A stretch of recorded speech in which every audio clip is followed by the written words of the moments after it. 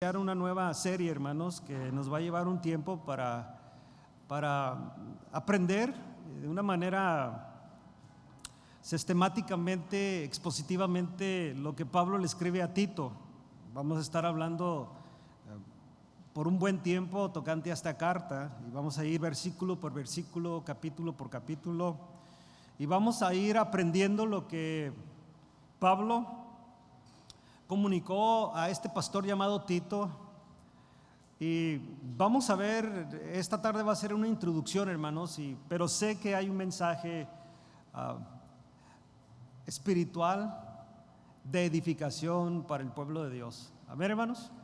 Y creo que para nosotros va a ser algo muy interesante, porque, bueno, especialmente para mí como pastor, porque son cartas pastorales. Vamos a empezar en la carta de Tito y vamos a continuar con primera y segunda carta a Timoteo, ya que la segunda carta de Timoteo es la última carta que escribe Pablo en esta serie de cartas que son pastorales, y ese es el título que tienen estas cartas pastorales, porque el mensaje es exclusivamente en su contexto original al pastor Tito y al pastor Timoteo.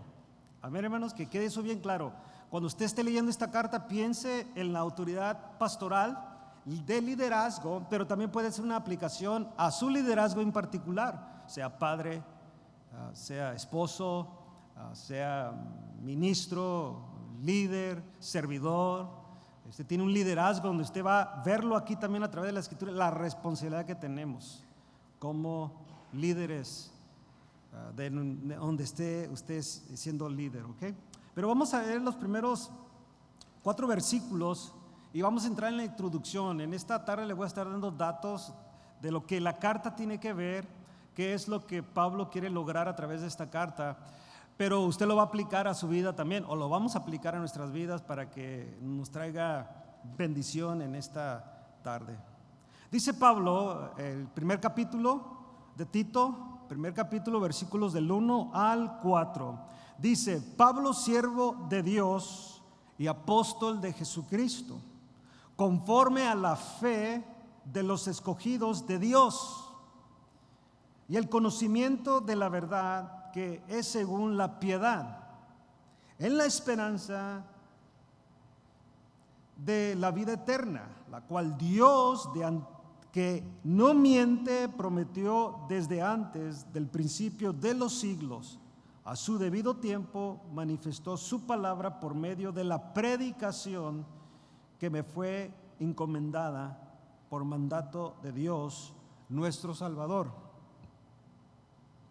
A Tito, verdadero hijo, en la comunión o en la común fe, gracia, misericordia, paz de Dios Padre y del Señor Jesucristo nuestro Salvador.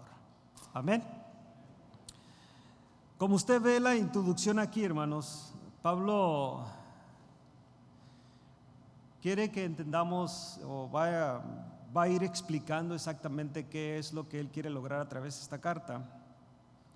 Pero yo tengo unas notas, hermanos, que he estado extrayendo de los diferentes comentaristas de este libro, y para mí es muy interesante compartirlas a ustedes en esta tarde. Yo sé que la mayoría de ustedes o algunos de ustedes, tampoco quiero oírme como sarcástico, ¿no? Pero estudia la Biblia. Yo quiero creer que la mayoría de ustedes sí pasa un tiempo en las Escrituras, estudiando la palabra de Dios. Y estudiando la palabra de Dios, mis hermanos, no es leer la Biblia. ¿Estamos?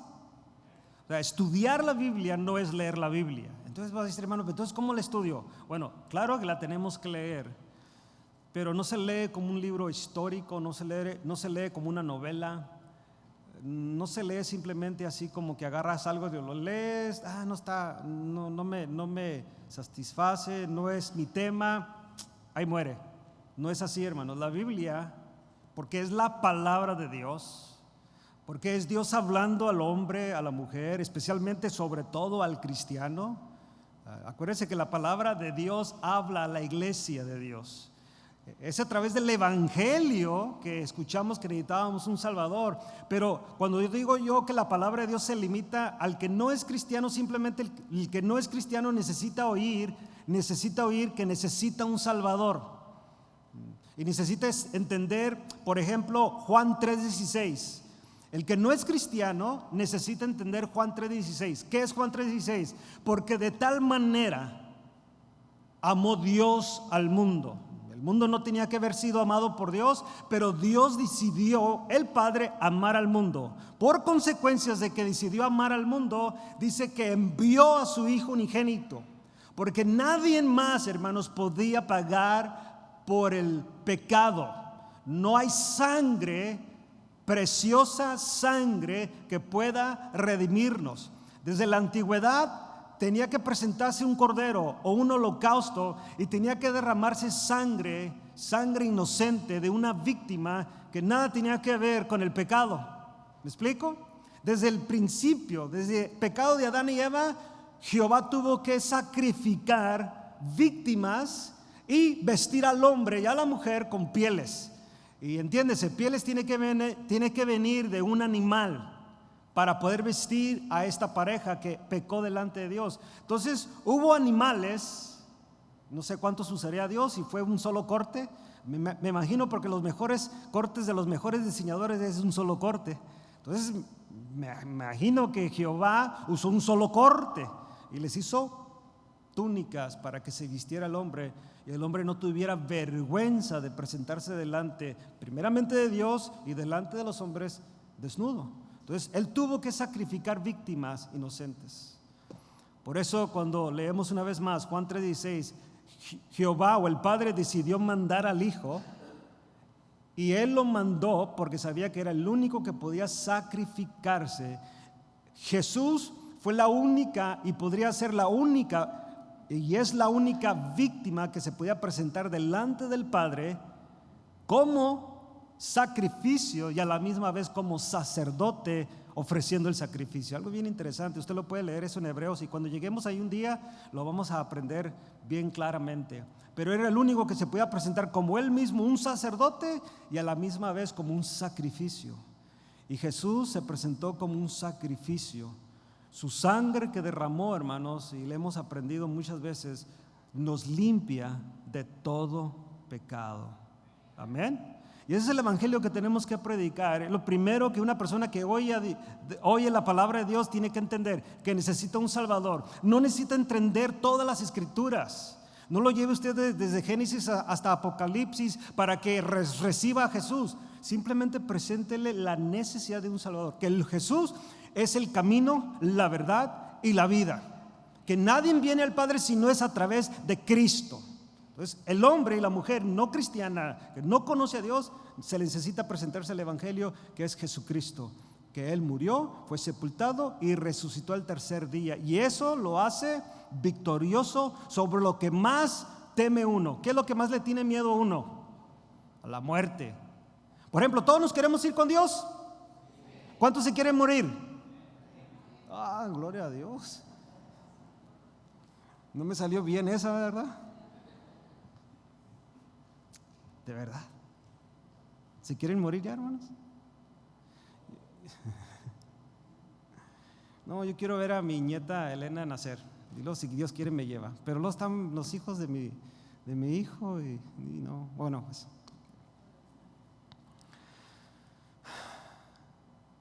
Necesitamos un Salvador. Jesucristo era el único que podía pagar el precio. Después de ahí, hermano, y quiero que entienda, por eso estoy poniendo este fundamento.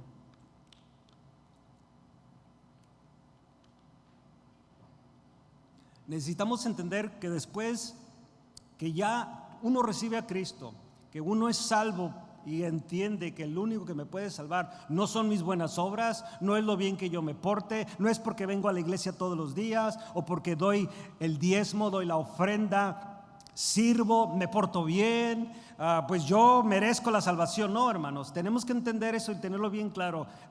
Todo aquel que es salvo es por lo que Cristo hizo en la cruz. Amén. Es por lo que Él hizo, y tú, o lo que Él hizo. Y nosotros ponemos toda nuestra confianza no ciega, con entendimiento que lo que Él hizo en la cruz es suficiente para salvarnos.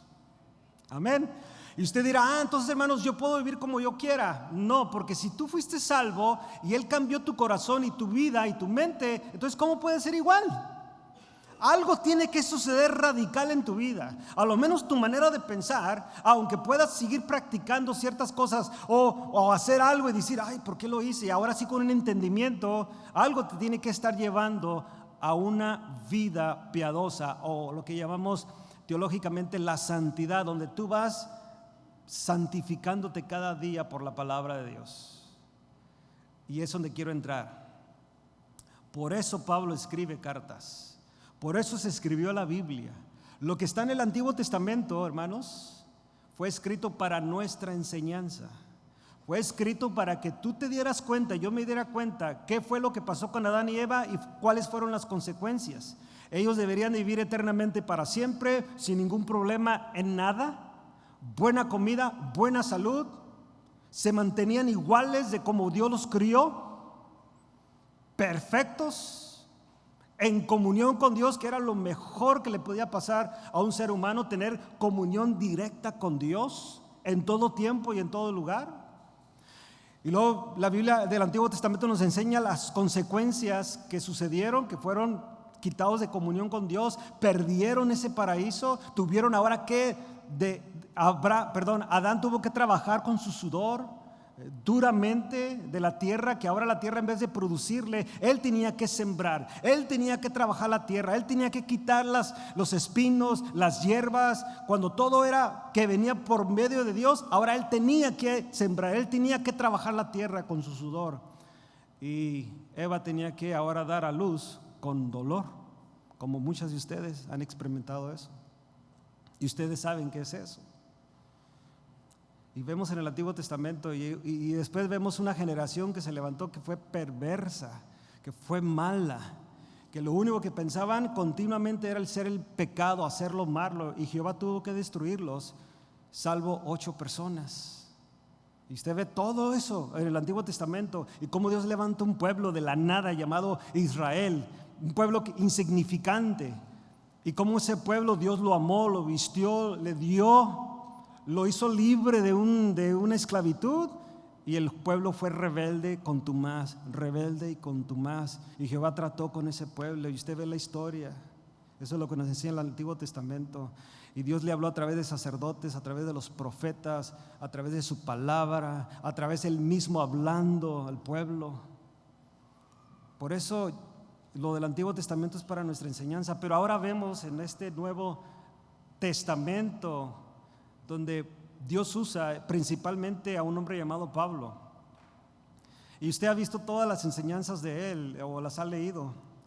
Pero estas 3, hermanos, que él tiene cartas, para mi vida personal han sido de una manera impresionante. Y más ahora que uno las está estudiando más, porque está en este liderazgo, en esta responsabilidad o este rol de ministrar, de liderar al pueblo de Dios con una responsabilidad. Pablo enseña cómo debes de hacerlo.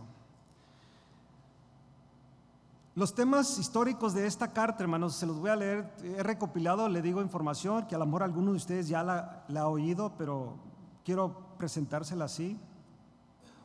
Tal como las 2 cartas de Pablo a Timoteo, el apóstol da aliento y consejo personal a un joven pastor, quien, aunque bien entrenado y fiel, enfrentó oposición continua por parte de hombres impíos dentro de las iglesias en las que ministró. ¿Por qué Pablo le escribe esta carta a Tito, hermanos? Porque tiene que animarlo. Porque dentro de la iglesia, hermanos, aunque usted no lo crea, se levanta gente que va en posición o en contra de la sana doctrina. Hay gente que probablemente la tengas ahí a un lado y te va a decir, ¿a poco le crees lo que está diciendo? ¿Qué es eso de la santidad? No, hermano, mira, tú nomás con que vengas el domingo, pero el sábado Tú darle. ¿A poco si pides perdón no te perdona Dios? No, pues sí, ya ves. Entonces tú darle. Tú no le creas lo que dice. Él es legalista, él es exagerado, o ellos, quien esté predicando. Yo me pongo en esta primera persona ahorita. Bueno, Tito tuvo ese tipo de gente en la iglesia. Pablo nos va a enseñar. Gente que se fue en contra de él, como se fueron en contra de Timoteo, como estaban en contra de Pablo. Pablo sufrió mucho. Pablo, su sufrimiento, hermanos, óigame bien, y usted que ha estudiado y lo entiende, y probablemente para usted sea algo nuevo hoy en esta tarde. Su problema de Pablo con la gente no fue la mundana, hermanos. ¿Aló? ¿Con quién fue, hermanos? La gente dentro de la iglesia. Ese fue su problema. O sea, yo puedo hablar de santidad y la gente se me va a poner en contra ya, pero yo la entiendo, porque la gente no quiere vivir en santidad, quiere vivir en adulterio, en fornicación, en inmundicia, quiere vivir robando, estafando, quiere vivir en contra de la ley, quiere vivir en anarquía, su propia ley, quiere manejar como le da la gana. Ya ves los que han matado últimamente por andar jugando carreras, quiere hacer lo que quiere. Pero si tú te pones allá en un púlpito, porque los he visto predicando, la gente sigue pasando como que whatever. Ese no es el problema, hermanos. El problema no es que se rían de ti en la calle porque estás predicando. El asunto es cuando se ríen de ti aquí, cuando tú estás diciendo algo y allá usted le hace.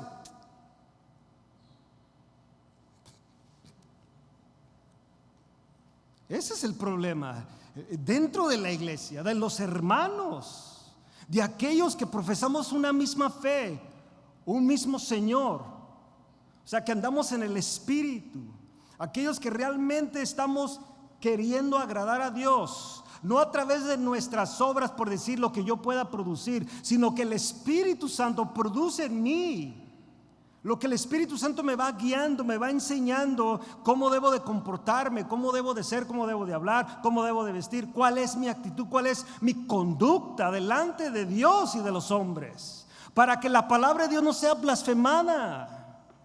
Bueno, la palabra de Dios no es blasfemada simplemente porque se quiere blasfemar. Es muchas veces, y Pablo y Pedro lo dicen, es blasfemada por nuestra conducta, porque decimos ser algo y no lo somos.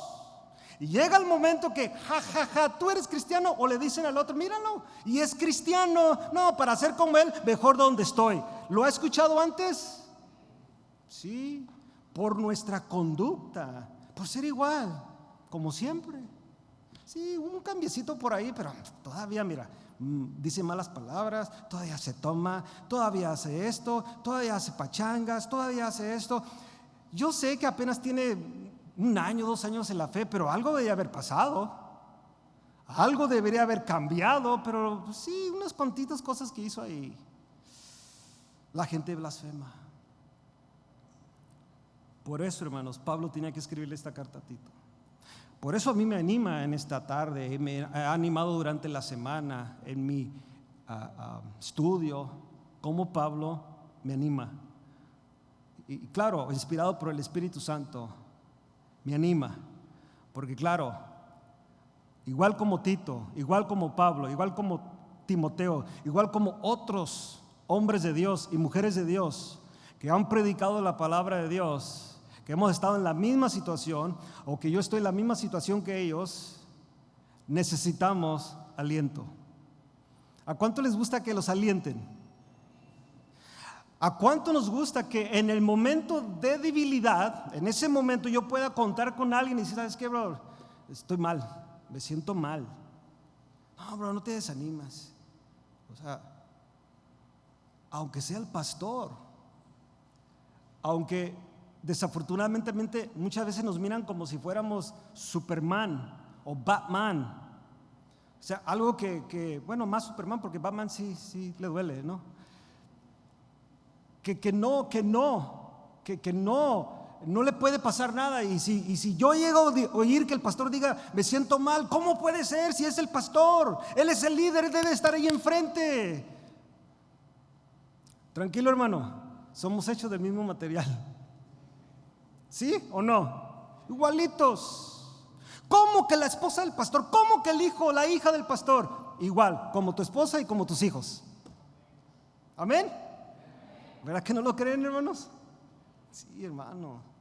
Claro, hay una responsabilidad, hermanos, y usted lo va a ver en la carta más adelantito, porque Pablo sí va a tratar con eso. Va a tratar con eso, y ahorita no me quiero adelantar, pero Pablo va a tratar con todos esos asuntos del liderazgo, de la iglesia y aún de la gente que no conoce a Dios en esta carta. Pero primeramente es una carta de animar. Pablo está animando. Yo quiero decirte, mi hermano, mi hermana, si algo quiero como pastor en esta congre, como pastor y maestro, es animarte. Si mi predicación es fuerte, si mi manera de hablar es fuerte, yo quiero animarte. El único que yo quiero lograr a través de mi predicación, humanamente, y siempre te digo, mis palabras, hablando humanamente, pues ustedes, los que me conocen, puedo decir una cosa por otra, pero cuando leemos la Biblia y usted lo mira allí, que está leyéndolo, y usted dice, así dice la Biblia, no le dé la contra a Dios, hermano, creyendo que me la está dando a mí. Pablo se lo dijo a los corintios, fácilmente se lo dijo fue a los tesalonicenses, le dice, no han despreciado a ustedes, han despreciado a Dios. O sea, don't worry about it, no te preocupes. Claro que duele cuando se te ponen el tú por tú enfrente y te dicen cosas, o lo toman de una manera como un regaño, como que, ay, sí, y no estás despreciándome a mí. Me duele como ser humano, pero mi hermano, te estás poniendo al tú por tú con Dios. No yo, Dios. Y tarde o temprano Dios trata con eso en nuestras vidas. Entonces, cuando viene la reprensión o cuando viene la amonestación, o aún cuando viene la exhortación, que es un ánimo, es animarte, tómalo por el lado de que Dios quiere tratar con tu vida, mi hermano. Esa es mi oración como pastor y maestro de esta congre. Y creo que lo que Pablo enseña aquí igual. Tito tenía que comunicar ese aliento en la cual Pablo le está diciendo a él.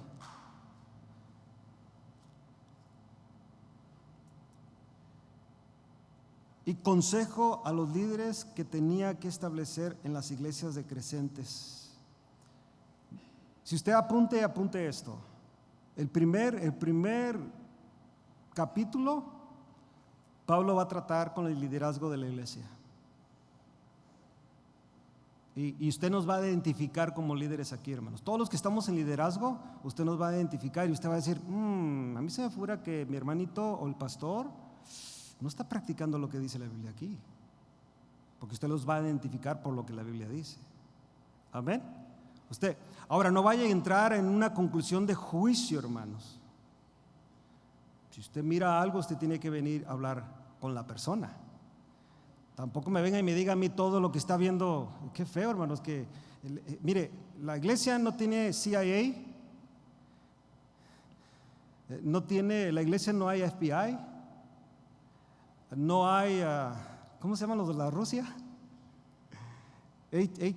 Algo así. No hay eso en la iglesia, hermanos. No. Aquí no hay inspectores para ver cómo se comporta Rogelio. Y quiero ver a Rogelio, a ver cómo está tan cerquita de su esposa. ¿Le está agarrando la mano? No, hermano. Usted se ríe, pero no es así. Desafortunadamente así sucede aquí en la iglesia a veces. No estamos para ver. Ahora, si usted mira algo, ¿qué debe de hacer según la Biblia? Póngalo en Facebook, póngalo en Instagram, dígale al pastor, va con el líder. Si tú miras a tu hermano cometer una falta, tú que eres espiritual, ve con tu hermano. A ver, hermanos, ese sería otro tema a tratar. Él tenía que comunicar esto. Al contraste, hermanos, de varias de las cartas de Pablo, tales como que él presentó a la iglesia de Roma, a los romanos, o a Galacia, que era una región de diferentes iglesias, que es el libro a los Gálatas, y otras como como Corintios y otras cartas, Este libro de Pablo, hermanos, no se enfoca, este libro que él presenta a Tito, no se enfoca en explicar y defender la doctrina.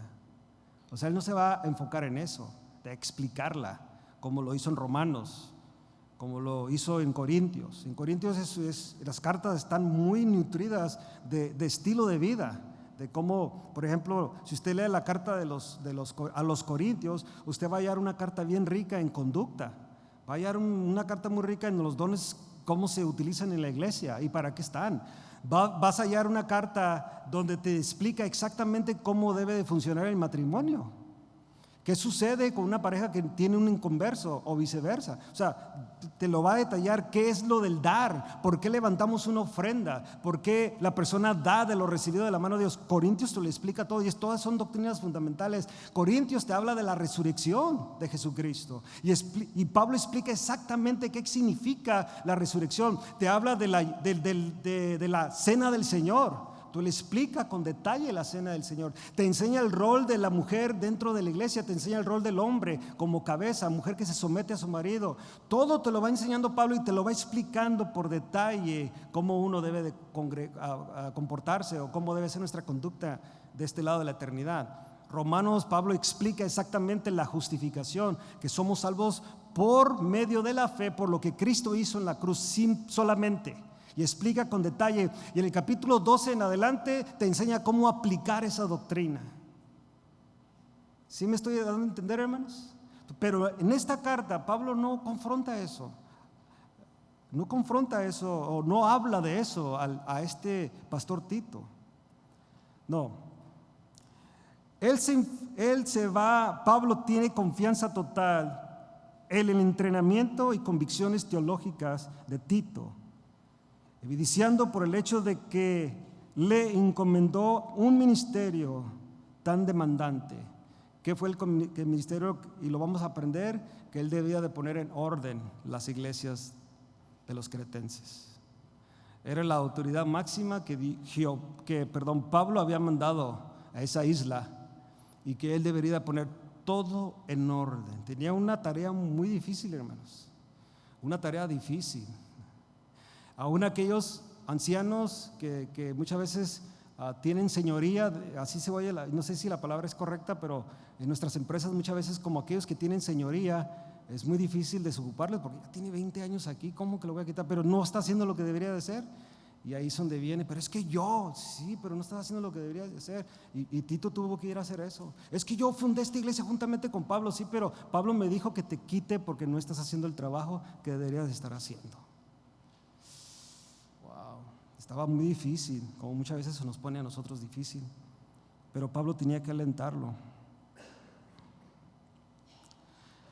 En esta carta, a excepción de las advertencias de los falsos maestros y la guerra aquí más fuerte, hermanos, tocante al problema dentro de la iglesia, eran los judaizantes. Esa era la guerra más dura dentro de la iglesia. Dentro de la iglesia, las ideas judaizantes que se habían infiltrado una vez más dentro de la iglesia. Por ejemplo, donde la mayoría de la persona que había recibido a Cristo en ese tiempo tenía en la mentalidad que Jesucristo era suficiente. Pero entraron judaizantes dentro de la iglesia en liderazgo, porque ahora acuérdense que tiene que ser gente en liderazgo, que empezó a decir algo contrario. Por ejemplo, si Jesucristo es suficiente, creemos en el sacrificio de Cristo, pero también tienes que circuncidarte si eres varón. Y si tienes un hijo, a los 8 días de nacido tienes que circuncidarlo. Cristo es suficiente, pero tienes que guardar el sábado. Jesucristo es suficiente, pero no puedes comer tortas ahogadas, porque son de puerco. Nomás por eso, usted sabe. Empezaron a decir, entonces la gente empezó como que a ver, oye, es cierto, ya ves que la ley dice, y empezaron a hacer a un lado el perfecto sacrificio de la cruz de Cristo, la perfecta sangre derramada por nuestros pecados, y empezaron a agregarle ciertos ritos del judaísmo. Pregunta, ¿usted mira eso en la iglesia hoy? Hay iglesias que creen que el bautismo te salva. ¿Sí sabía, hermano, hermana? Hay gente que cree que si tú no tomas la cena del Señor, que sí deberías de tomarla si eres cristiano, pero hay gente que cree que si no la tomas te vas a condenar. ¿Sí sabía usted eso? ¿El bautismo es bíblico? ¿Debemos de bautizarnos? Sí, es bíblico, es el paso de obediencia. Jesús lo dijo y todos los apóstoles lo practicaron. La iglesia primitiva lo practicó, pero no para salvación, hermanos. Fue para una demostración pública de tu fe en Cristo Jesús. La cena del Señor se practicó en la iglesia primitiva y se practica el doy. Y Jesús fue el primero que la practicó. Y luego Pablo enfatiza mucho cuando practiques esto, y empieza a dar el orden cómo se debería de ser. Entonces nosotros debemos de tomar la Santa Cena del Señor. Por eso debemos estar siempre preparados. Siempre. Entonces, desafortunadamente, hermanos, aún, por ejemplo, una bien fuerte que muchos creen que necesitas hablar en lenguas para ser salvo. Y esa ha sido una muy fuerte, sobre todo el movimiento pentecostal. No has hablado en lenguas, no, entonces no tienes la evidencia del Espíritu Santo. ¿Y mi vida? Entonces, ¿quién me cambió? ¿Por qué soy paciente? ¿Por qué tengo amor? ¿Por qué tengo gozo? ¿Por qué tengo paciencia? ¿Por qué tengo templanza? ¿Por qué tengo estas características del Espíritu Santo? Pues no sé, hermano, pero necesitas hablar en lenguas. Y luego ahí está la evidencia de que eres salvo. Wow. Porque yo conozco gente que habla en lenguas y no son pacientes. ¿Los conoces? No tienen amor, no tienen gozo. ¿Los conoces? Y dicen que son cristianos y paciencia para nada. Menos gozo, amor. Te saludan con la cara de limón. No es para que se ría, hermano, simplemente para que usted entienda que no es ahí. Entonces, eso se mezcló dentro de la iglesia, en la cual Tito tenía que ir a poner el orden. Por eso en esta congregación, hermanos, hemos ido aprendiendo. Claro, tenemos 8 años como congregación, aunque Casa de Oración va para los 40 años de ministerio. Pero aquí en esta iglesia en particular somos second graders, de segundo grado, diremos, 8 años de edad, 8 años de ministerio.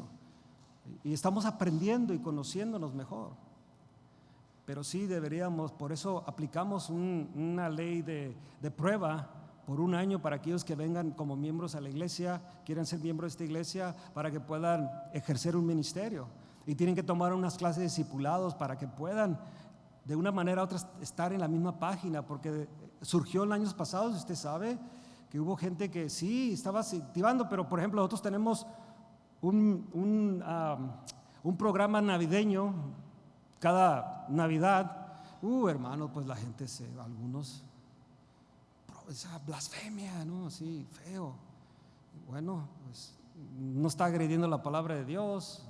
Al contrario, estamos presentando el evangelio de una manera, usando el día, aunque sabemos que Jesucristo no nació en ese día, pero usando ese medio para que la gente entienda y tengan una idea el sacrificio, pero sobre todo el regalo que Dios dio a esta humanidad. Tenemos panderistas, hay personas que no entran en eso de ¿para qué necesitan las panderistas? Otros no les gusta la música, tiene que ser puro piano o un órgano de sabe cuántas pipas. Entonces, se entiende, no, hermano, debería ser a capela. Fine, está bien. Pero aquí en Casa de Oración de Glendale no, hermanos. ¿Aló? Aquí tenemos música, aquí cantamos, alabamos a Dios, tenemos algo que no está agrediendo la palabra de Dios. Por eso se aplica estas enseñanzas para que de una manera u otra, cuando usted quiera congregarse en esta iglesia o los que ya se congregan, estemos en la misma página y no estemos allá, porque yo también quiero incluir criticando. No, yo no voy a ir a la reunión porque ahora va a ser el programa navideño. Pero estás en liderazgo, estás en el servicio y tú te dices, a ver, hermano, ¿qué pasó ahora? Entonces, ¿qué vas a dar en la clase? ¿Qué le vas a decir a tus alumnos? Si te preguntan por qué no viniste, ¿le vas a echar una mentira? ¿Le vas a decir algo que va en contra? ¿O le vas a decir la verdad? Yo no vine porque yo no estoy de acuerdo en el programa navideño. Entonces, ¿ahí qué va a pasar? Chocamos. ¿Sí me explico, hermanos? Entonces, la iglesia tiene que ver, esto es lo que está diciendo Pablo aquí a Tito. Te he puesto para que tú pongas las cosas en orden, para que la iglesia, ahora en esto, las iglesias de esta isla de Cretencia puedan estar en unidad. Los jueves se ha estado tratando el tema de unidad dentro de la iglesia. Entonces, para que estén en unidad, para que sean de una misma manera de pensar. Claro, va a haber ciertas diferencias, pero no son diferencias doctrinales de primer nivel, hermanos. Son probablemente cosas de segundo grado, no esenciales. Que pues uno ahí de repente, yo no sé, suceden, ¿no? Cosas así. A lo mejor un día yo aquí me subo sin corbata y yo sé que algunos de ustedes se van a molestar, pero no son esenciales. Creo que Dios me puede usar con corbata y sin corbata, pero yo sé, están impuestos a verme con corbata y pues así tiene que ser, y yo lo voy a hacer con mucho amor, no hay problema. Pero hay cosas donde, no, ya no voy a venir porque a mí me parece que el pastor ya se está haciendo hipster, se está haciendo pagano, al rato va a venir en chanclas. No, hermanos, no, tampoco, ¿no? Pero suceden cosas, pero quiero que usted entienda que vamos a estar siempre en la misma página. Entonces, esto es lo que Pablo tenía que darle a conocer a Tito. No tenía problemas con él en tocante las convicciones de él, porque él le había enseñado a Tito. El problema que estaba sucediendo en Cretencia, aunque fue enviado a Tito, no fue por causa de Tito. O sea, Tito fue enviado ahí, no fue por causa de él. Pablo lo tenía muy claro eso. Por eso lo está enviando, porque sabe que este hombre está bien alineado con la palabra de Dios, está bien alineado con la doctrina. Quiero que entienda bien esto, hermanos, En ese tiempo no tenían la Biblia como la tenemos a nosotros. Por eso cuando Pablo y usted ha leído en ciertas casas, mi doctrina, ¿han oído esa frase que Pablo dice? Parece como que él la inventó. No, el asunto es que él fue el que la dio a conocer a través de Cristo, a través del Espíritu Santo. Él la puso en páginas, él la enseñó verbalmente. Antes no había libros, bastantes. Entonces pasaba la palabra de una boca a otra. Entonces, mi doctrina. Entonces, por ejemplo, si Tito se ponía aquí a hablar, voy a hablarles de lo que Pablo me enseñó la semana pasada.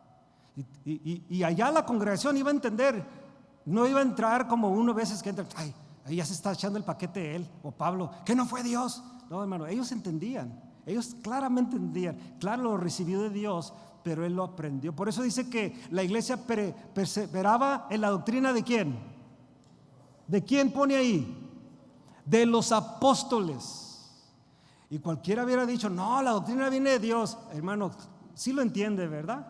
Pero era doctrina que ellos estaban enseñando al pueblo, y la iglesia perseveraba en esa doctrina que ellos habían aprendido de Jesús. 2, 3 años con él, aprendieron la doctrina, aprendieron exactamente lo que ellos debieran de enseñar al pueblo, a la nueva iglesia. Igualmente Pablo, hermanos, 14 años siendo instruido por el Espíritu Santo de Dios. Eso es bastante material, hermanos. Y él fue de los que empezaron a escribir y a enseñar a la iglesia sus doctrinas esenciales y cómo la iglesia debe conducir para hacer luz de este mundo. Pero había ese grupo de judaizantes. Juan, otro apóstol, que más adelante él tuvo un problema. Ya no eran los judaizantes, eran los gnósticos. Ese fue otro grupo fuerte dentro de la iglesia que empezó a confundir la iglesia también. Y eso lo trataremos después cuando estemos allá. Pero Pablo tiene que tratar con esto. Entonces, él sabía exactamente que Pablo tenía conocimiento. Tito.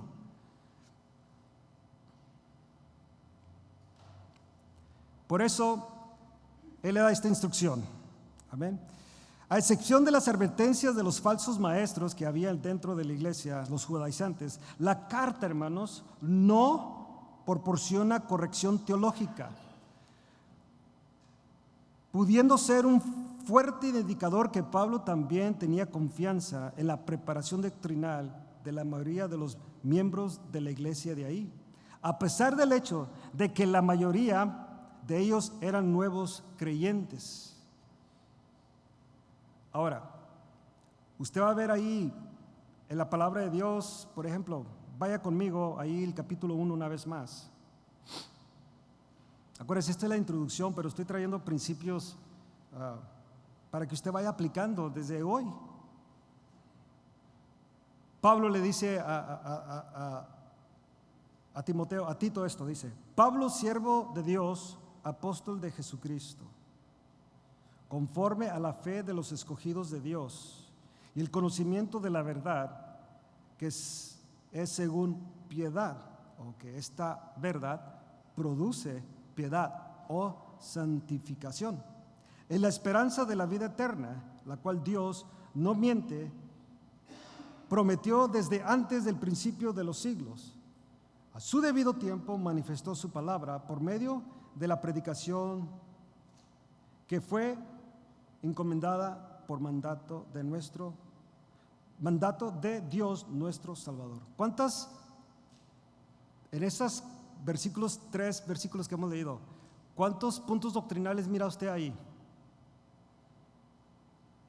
¿Cuántos puntos doctrinales? Por ejemplo, está siervo de Dios. Usted dirá, hermano, ¿qué tiene que ver eso con la doctrina? Bueno, hay que tener algo muy claro ahí. Para que nosotros podamos entender quién es el Señor, tienes que entender esta doctrina de servidor. A ver si me expliqué, hermanos. ¿Usted sabe la posición que tiene delante de Dios? ¿Qué es, hermano, hermana? ¿Qué es la palabra original? ¿De qué nivel? Del más bajo. Y ese nivel de más bajo hay dos, pero hay uno bien fuerte. Porque todavía el que lava los pies tiene un nombre. Trae a Joshua que lave los pies, tiene un nombre. Y él tenía que saber ese oficio de lavar los pies porque era el más bajo de una casa. Pero el que Pablo usa es aquel que está en el tercer nivel de los barcos. Que estaban, ¿cómo es la palabra, hermanos? Ramando, derramando, remando, gracias, remando. Ahí estaban. No sé si alguien ha visto la película de Ben-Hur, donde está ya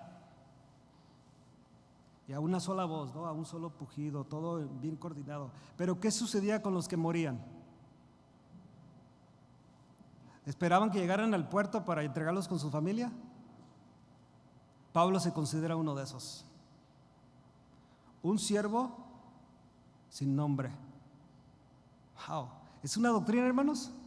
Si tú la abrazas esa doctrina y tú te das cuenta, y yo me doy cuenta cómo soy delante de Dios, simplemente soy un siervo de tercer grado. Siervo que estoy para ejecutar las órdenes de Dios. Por eso Pablo le entrega esta carta con ese principio: siervo de Dios, esclavo de Dios, esclavo no tanto de aquellos que lavan los pies, sino aquellos que están remando, aquellos que están allá en un barco que no tienen nombre, que el día que se mueren por X razón los avientan al mar. ¿Quién era? ¿Quién sabe? Replácelo por otro. Pablo quiere que Tito entienda eso. Tito, tú vas a ser pastor, vas a tener un liderazgo. Y aquí este liderazgo de Tito, hermanos, es aquel que es conocido como obispo. ¿Okay? No se vaya en el viaje de la Iglesia Católica, punto y aparte. Obispo es aquel que supervisa, que está al tanto de todo lo que está sucediendo dentro de las iglesias. Es aquellos que están mirando el comportamiento pastoral, el comportamiento de las iglesias en particular en la cual ellos tienen autoridad. Tito debería entender esto. Este es un principio doctrinal que tú puedes entender en esta tarde. Yo lo debo de entender. Pablo se presenta como siervo. ¿Qué somos, hermanos? Siervos, hermanos. La presentación de Jesús, hermanos, delante de sus apóstoles es algo que yo verdaderamente valoro demasiado. O sea, muy grande. De él lavarle los pies y decirle a ellos, no que le lavaran los pies a él, porque eso hubiera sido muy fácil. Cualquiera hubiera hecho línea para lavarle los pies a Jesús, hermanos. Y usted lo hubiera hecho, y yo lo hubiera hecho. Es más, nosotros somos así que si de una manera u otra nos diéramos cuenta que Jesús va a estar aquí a tal hora, tal día que le laven los pies, hacemos cola meses antes para tener un lugar. Así somos. Jesús nunca les dijo a sus discípulos eso. Dijo él: lo que han visto en mí, estoy parafraseando, lo que han visto en mí, eso hagan entre quienes.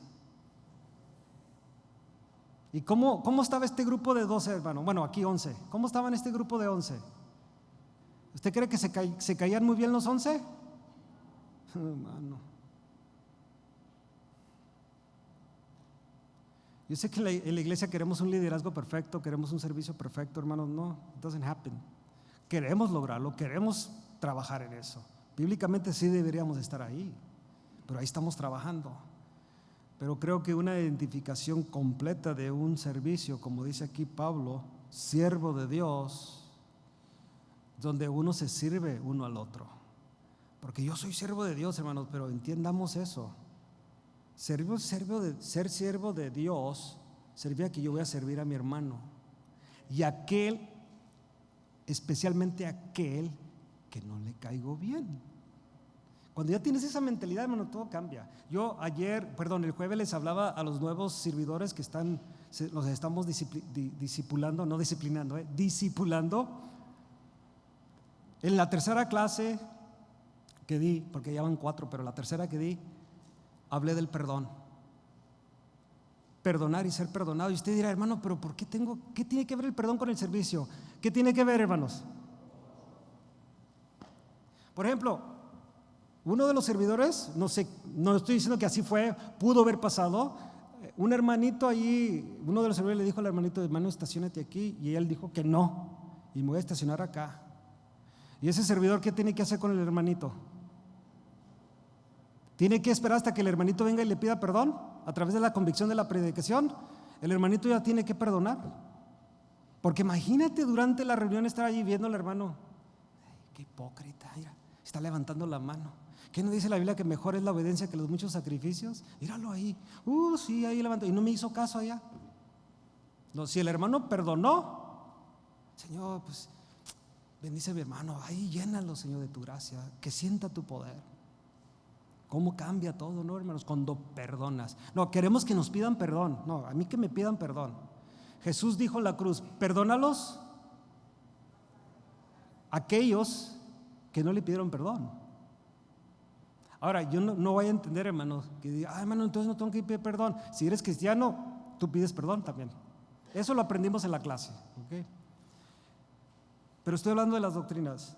Servicio, siervo de Dios. Otra doctrina que puedes sacar de ahí, hermanos, y eso lo vamos a extendernos en las siguientes semanas. Conforme a la fe de los escogidos de Dios. Otra palabra interesante, escogidos de Dios, otra doctrina que puedes sacar de ahí. Porque Pablo habla en los Efesios que fuimos predestinados, fuimos escogidos. Habla de Lucas, cuando habla de estos fueron escogidos para salvación. Entonces habla de esa doctrina. ¿Qué otra doctrina puedes rescatar de ahí? La verdad. La verdad. El conocimiento de la verdad según la piedad. Aquella verdad que produce, ¿qué, hermanos? Piedad, que produce santificación. Esas doctrinas. Y Pablo empieza con esos puntos bien interesantes de la piedad. Este es fundamental, hermanos. La que sigue en el capítulo 2. Versículo 2, perdón. ¿En la esperanza de qué?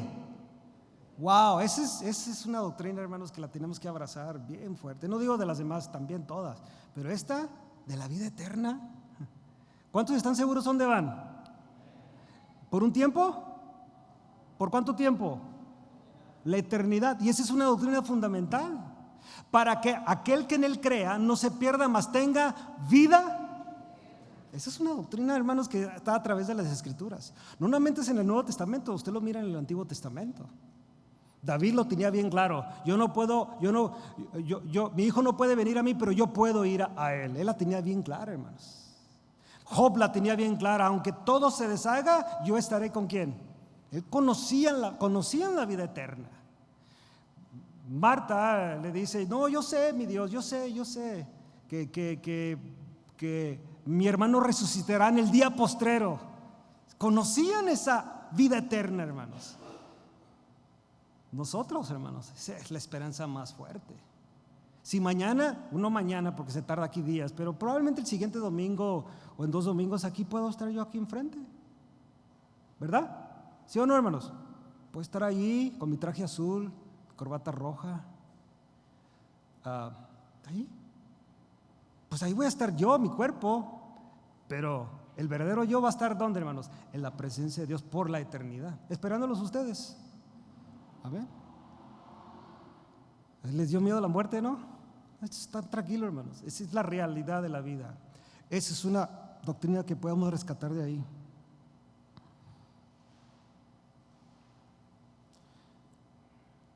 Ahí lo dejamos en esta tarde. Amén, hermanos. Se me acabó el tiempo, ya me di cuenta aquí ahorita. ¿Aprendimos algo en esta tarde, hermanos? Oh, hermanos, vamos a aprender tantas cosas, hermanos. Yo se lo garantizo. Usted haga su tarea, mi hermano, mi hermana. Haga su tarea. Durante la semana son 3 capítulos, hermanos. Léalos. Bien interesante. Léalos. Lean las diferentes versiones. Estúdielos juntamente conmigo y va a ver, wow, el potencial que tiene esta carta.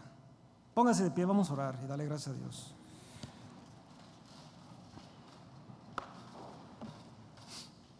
Aleluya.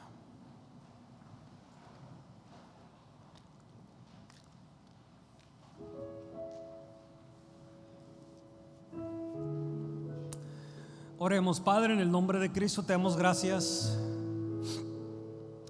Gracias, Señor, por todas tus bendiciones en esta tarde, mi Dios. Tú has sido bueno para con nosotros, has suplido nuestras necesidades, mi Dios. Durante esta semana han sido días difíciles para algunas personas, Señor, de los temblores,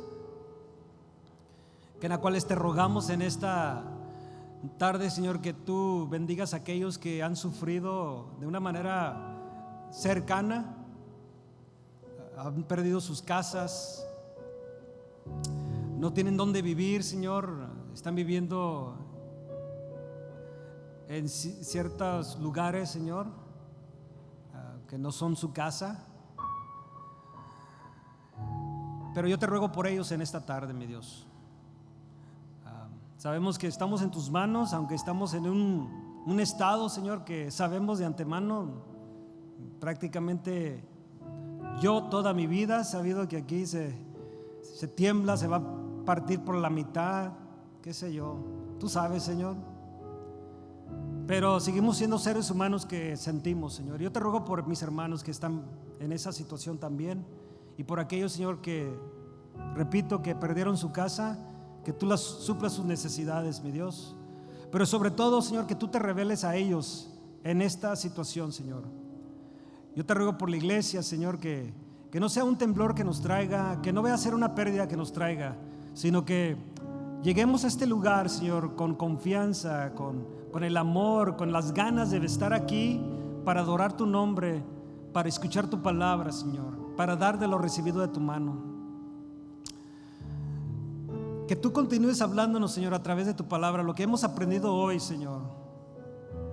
Esta carta que tú escribiste es para poner las cosas, Señor, en orden dentro de la iglesia de los cretenses, Señor, de estas diferentes iglesias en esta isla donde Pablo llevó el evangelio, Señor, y que nosotros aprendamos, Señor, en esta aventura, Señor, en este tiempo que estaremos estudiando esta carta, que tú nos pongas los principios, Señor, en nuestra mente y nuestro corazón, como el que aprendimos ahora del servicio, de este principio, Señor, de servirte y entender que somos esclavos y estamos, Señor, absolutamente bajo tu señorío. Tú dices en uno de los evangelios: ¿por qué me llamas Señor, Señor, si no vas a hacer lo que te digo, si no obedeces? Y eso tú lo quieres enseñar a nosotros, tu iglesia, Señor. Y Pablo lo tenía muy claro.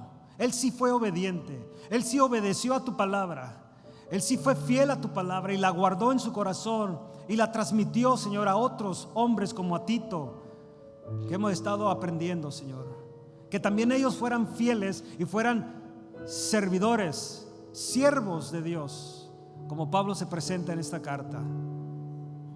Yo te ruego en esta tarde, mi Dios, que cada uno de nosotros aprendamos eso, ser siervos tuyos, que abracemos la vida eterna, Señor, que abracemos la verdad del evangelio, que nuestra vida cambie, Señor, a través de tu palabra, que vivamos vidas en santidad, vidas, Señor, distintas a las del mundo, Que nuestro lenguaje cambie, nuestra manera de pensar, nuestra manera de vestir, todo lo que hacemos te agrade, Señor. Que todo te agrade, Señor. Aún con las personas que convivimos, con lo que hacemos, Señor, que sea de tu agrado, mi Dios. Aún lo que vemos en la televisión, aquello que leemos, Señor, aquello que estamos viendo en las redes sociales, Señor, que sea de tu agrado, mi Dios. Ayúdanos, Padre, en el nombre de Cristo. Yo te ruego por tu iglesia, Señor, por nosotros, que tú nos ayudes, Señor, como Casa de Oración Glendale, cada uno de nosotros, Señor, que tú supla nuestras necesidades y podamos ser fieles a tu palabra, hacedores de tu palabra y no oidores olvidadizos. Te ruego por mis hermanos, Señor, y amigos que nos visitaron en esta tarde, que tú los bendigas, que tú suplas sus necesidades, mi Dios. Y si tú quieres que esta sea su casa, Señor, que tú pongas ese deseo en sus corazones y que tú, Señor, hagas la obra en ellos. Gracias, Señor, por esta tarde en tu presencia. Te ruego que nos lleves a casa, Señor, nos protejas y que regresemos mañana durante la oración y las distintas actividades de la semana. Bendice a mis hermanos en sus trabajos, a cada persona que trabaja mañana, los que van a salir de vacaciones, lo que vayan a hacer, Señor, en esta semana. Que tú los bendigas, que tu mano esté sobre ellos y que cada uno de nosotros dé gloria a tu nombre, Señor, y tu nombre sea glorificado por medio de nuestras vidas. Yo te lo ruego en el nombre de Jesús. Amén. Dios les bendiga, hermanos. Gloria a Dios.